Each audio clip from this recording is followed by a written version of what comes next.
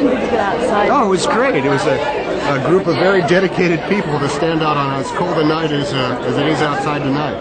Now this is your first time as a director. How did you find directing and starring and writing a movie? Well, it was the hardest I've ever worked, but it was the most fun that I ever had. I'll be damned if I can tell you any specific memories of it, because it was 19 hours a day of on my feet trying to answer every question that I had that came at me.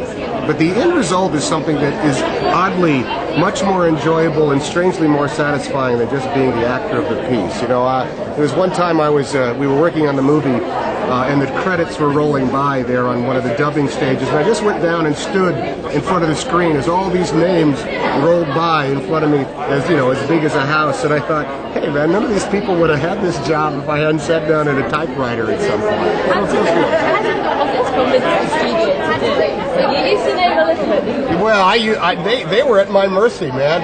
I'm a big movie star, and they want to keep me satisfied, so I was able to send them the script and say, I wrote it, I'd like to be in it, and I'd like to direct it. And they had no recourse. They had to come back and say, well, gee, Tom, we just think that's great. So I had them right where I wanted. I know you're a big fan of the 60s music. How involved did you get in the music? Well, because we wanted it to be all original music, I had to make directing choices from the very beginning. I knew I had in my head ideas for what every song should sort of sound like, and those that I didn't, I just said, look, send something in and delight me. So we went into a recording studio right off the bat and started putting together what we hoped was going to be a pretty eclectic mix of our version of 1964's hits.